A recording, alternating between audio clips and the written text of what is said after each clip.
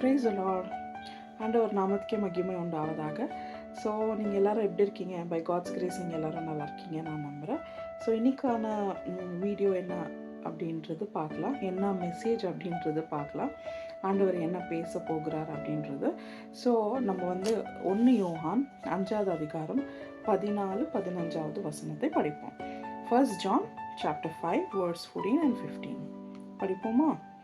Now this is the confidence that we have in him, that if we ask anything according to his will, he hears us. And if we know that he hears us, whatever we ask, we know that we have the petitions that we have asked of him. So whatever we ask, நம்ம எதை கேட்டாலும் ஆண்டவருடைய சித்தத்தின்படி நம்ம எதை கேட்டாலும் ஆண்டவர் தருவார் அப்படின்றது தான் இருக்குது.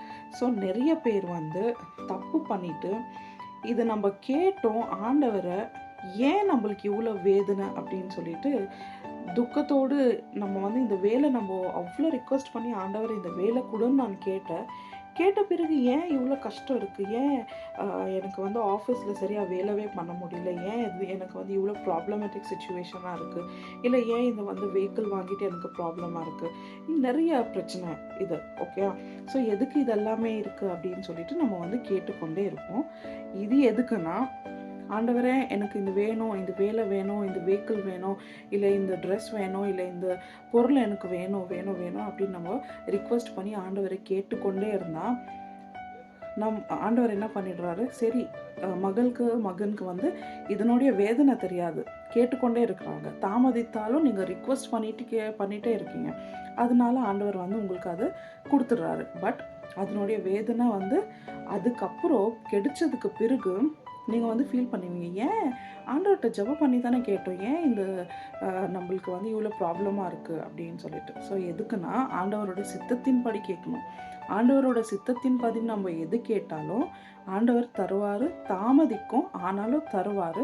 அவருடைய சித்தம் இருந்ததுக்கு பிறகு நம்மளுக்கு தந்தால் அதில் வேதனை கூட்டார். அப்படின்னா வேதனையை அதை வேதனையை கொடுக்க மாட்டார் நம்மளுக்கு, அதில் வேதனையே இருக்காது. ஆண்டவர் எது கொடுத்தாலும் நம்மளுக்கு வேதனை இருக்குமா? இருக்காது இல்லையா? சந்தோஷம் தான் இருக்கும்.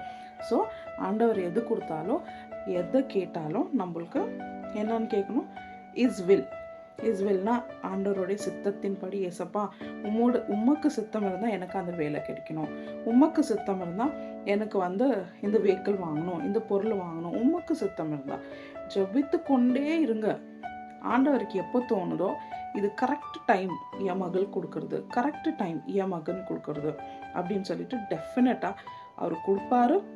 அதில் வேதனை இருக்கவே இருக்காது, சந்தோஷம், சமாதானம், நிம்மதி தான் கண்டிப்பாக இருக்கும் அதில். ஓகே, ஸோ ஆண்டவர் இன்னைக்கு இந்த வார்த்தை மூலமா நம்மள்கிட்ட பேசினாரு.